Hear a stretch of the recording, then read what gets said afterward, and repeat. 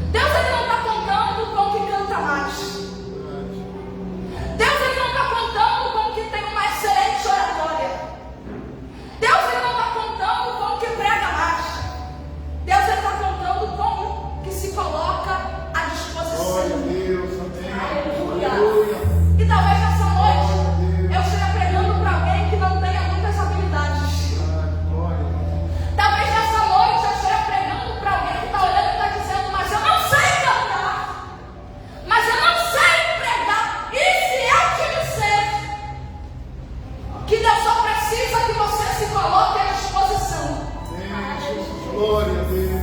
Porque para todo aquele que não tem habilidade, se ele se coloca à disposição do rei, a habilidade que ele não tem, o rei libera. Eu quero profetizar essa noite para a vida de alguém que não tem muitas habilidades, mas tem o coração disponível para o rei. E Deus está dizendo, por causa da tua disponibilidade, hoje eu estou liberando habilidades novas. Eu estou liberando ferramentas novas. Eu vim lá no Pantanal para profetizar para a vida de alguém que quem não cantava vai começar a cantar. Que quem não pregava vai começar a pregar. Que quem não evangelizava vai começar a evangelizar. Agora que quem se intimidava ao servir, ele está dizendo: recebe ferramenta para servir, recebe habilidade para servir. Glória a Deus. Aleluia. Eu já posso ver, pastor, os olhos proféticos e os olhos da fé. Pessoas aqui nessa casa espiritual se levantando em novo tempo na chamada que Deus tem, porque Deus não te chamou para espetar fogo na igreja. Deus não te chamou para chegar, se acertar. Ele te chamou para uma grande obra. Ele está dizendo: eu te habilito hoje para servir. Amém, Senhor. Aleluia.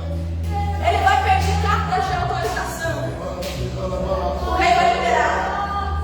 O que mexe comigo aqui é que Neemias não vai pedir algo, mas o rei vai liberar. Além das cartas, ele também libera homens de exército para ir com Neemias na missão da reconstrução. Neemias não pede, mas o rei sabia a necessidade do certo, e ele vai liberar conforme a necessidade do certo tinha. Glória. Enquanto eu li isso aqui, Deus disse ao meu coração: Natália, você precisa ser madura para entender que a tua missão envolve pessoas. Eu aprendi que a nossa dependência está unicamente em Deus, mas pessoas precisam de pessoas. Deus usa pessoas para abençoar outras pessoas. É por isso que eu quero profetizar que assim como o rei liberou homens de exército, não foram qualquer aliança, homens de exército, homens de guerra, homens habilidosos para a missão. É Deus dizendo para alguém: eu vou te aliançar com pessoas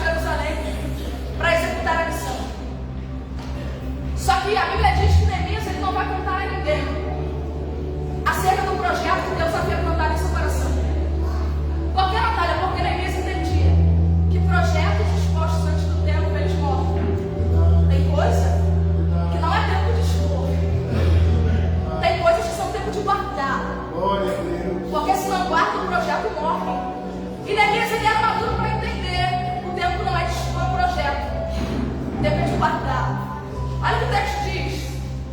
Que Neemias chega na cidade e ele vai passar ali um período de 3 dias sem executar nada. Até que Neemias vai se levantar pela madrugada. Tem crente de madrugada aqui? Tá de madrugada? Porque se não tem, precisa retornar. Neemias se levanta pela madrugada para quê? Para sondar o ambiente a qual ele iria executar a obra. E quando eu li isso aqui, Deus falou no meu coração: Natália, não adianta apenas ter disponibilidade para executar uma grande missão. Tem que tomar conhecimento daquilo que você vai executar primeiro. É por isso que antes de executar, Neemias pisa para sondar, para conhecer. E Neemias está andando pela cidade e ele está vendo um estado de vergonha. Por que de vergonha? Porque não tem muro.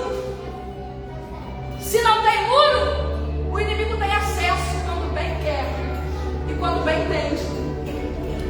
Não tem portões, foram queimados. E nesse contexto aqui, uma cidade sem portões é uma cidade subjugada em justiça.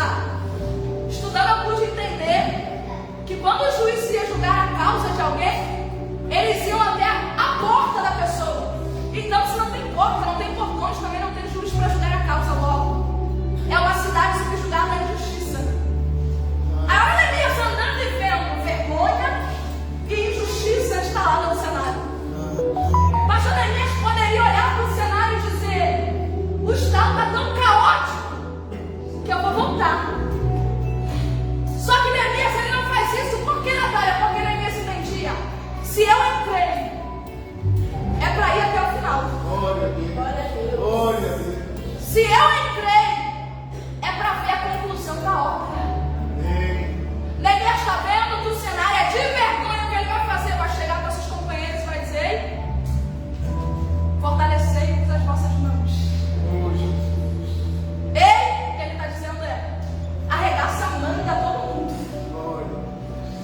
O que ele está dizendo mais ou menos nas entrelinhas é: se posiciona.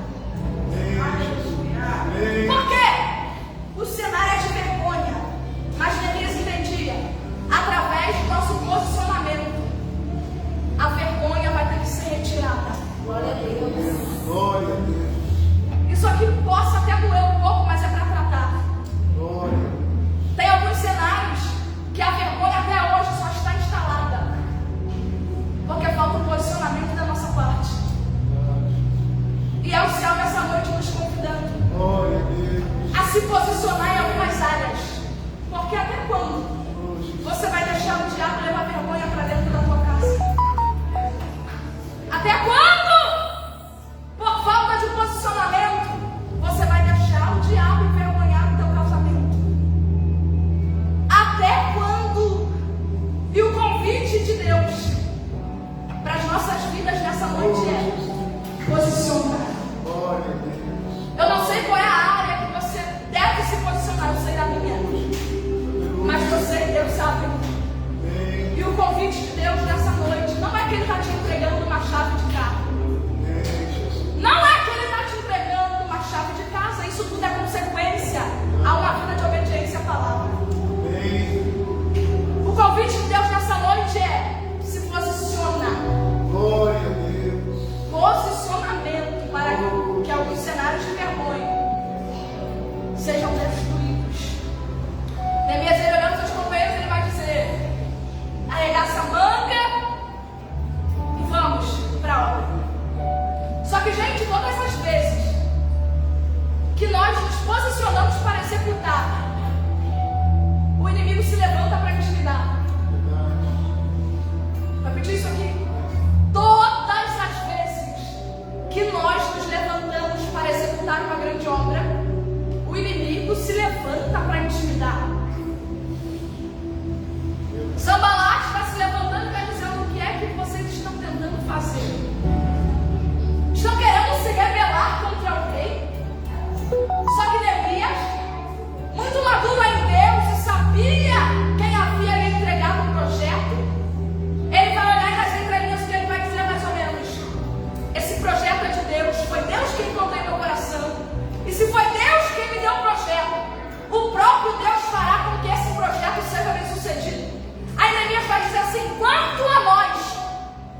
nós apenas nos levantaremos e trabalharemos. Você está entendendo que intimidação sempre vai ter?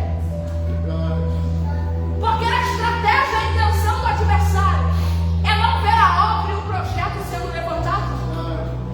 Então sempre ele vai usar a estratégia da intimidação, mas assim como Neemias teve um comportamento e entendeu que se foi Deus que plantou o projeto no coração, o próprio Deus ia trazer sucesso sobre o projeto. Qual foi o posicionamento e o comportamento dele? Nós apenas nos levantaremos e colocaremos a mão no arado. É Deus dizendo para alguém: diante a essa intimidação, o teu comportamento deve ser esse. Qual? Se levanta e trabalha. O teu comportamento não pode ser outro. Eu sei, Deus está me dizendo aqui agora, que às vezes, diante da intimidação, pastor, às vezes, a intimidação é tão grande que a nossa vontade é de, assim como Elias, entrar para a caverna. Só que não é esse o comportamento que um grande reconstrutor de Deus deve ter. Qual é o comportamento que Deus está nos convidando a ter? Se levanta e executa. Se levanta e coloca a mão no arado. Se levanta e coloca a mão na obra. Eles vão separar cada um em seu trabalho, todos em nossa união, mas vão separar os serviços para que a obra fluísse e crescesse. E aqui que começa o problema, porque quando eles começam a executar, a colocar a mão na obra, o que começa também? A oposição. Os inimigos começam a se opor contra o projeto, contra a obra, contra Neemias e seus companheiros. Sendo que, gente, quando eu li isso aqui, Deus disse ao meu coração: Natália, você também precisa ser madura para entender que nem sempre quando você começa uma grande obra, um grande projeto, você será ovacionada e aplaudida. Muito pelo contrário. Às vezes vai sofrer oposição. Às vezes vai sofrer descrédito. Porque isso está acontecendo aqui. Sanbalá está olhando e está dizendo: será que eles vão conseguir chegar até o final? Ao ponto que Tobias está olhando e está dizendo: eles vão conseguir até levantar, mas quando estiver lá em cima, vai vir uma raposa, vai posar e todo o projeto vai cair por terra. Só que Neemias era tão convicto no Deus que lhe confiou o projeto, que ele não paralisa por causa do descrédito. É Deus dizendo para alguém: você precisa ter convicção no Deus que te confiou essa obra. Você precisa parar de ficar apoiado no que a terra diz ao teu respeito e ao respeito daquilo que Deus te confiou. Porque nem sempre você vai receber créditos terrenos, mas isso não significa que o céu não esteja acreditando naquilo que ele te confiou. Eu vim aqui pregar para alguém e dizer que se o céu acredita, é o suficiente para te encorajar ao ponto de executar.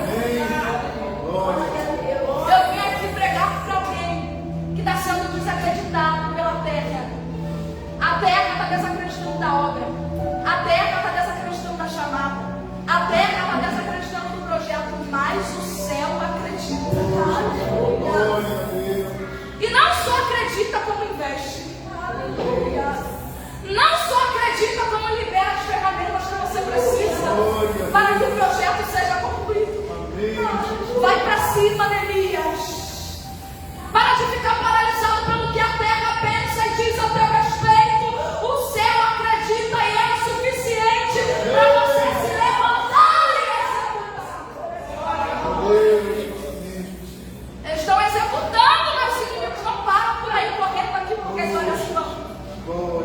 Os inimigos estão vendo: intimidação não deu certo, oposição não deu certo. Só que Neemias era alguém que entendia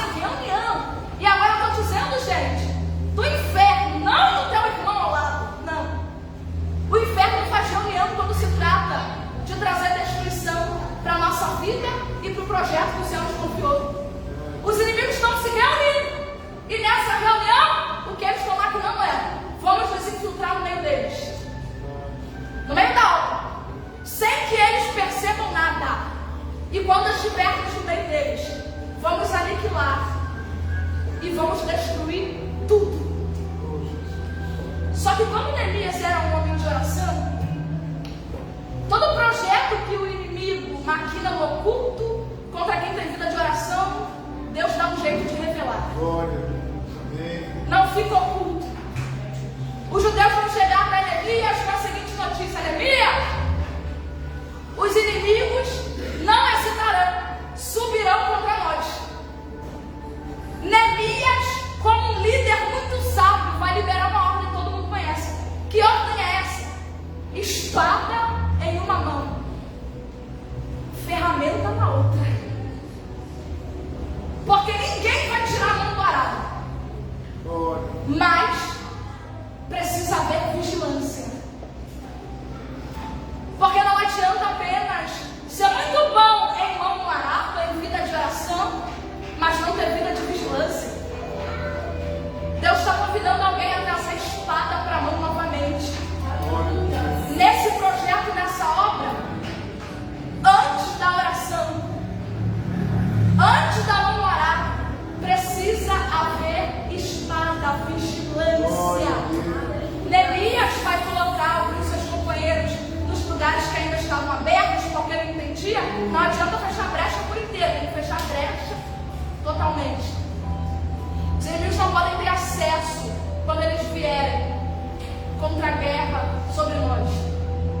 Fecha todos os acessos, fecha todas as brechas, espada numa mão, ferramenta na outra.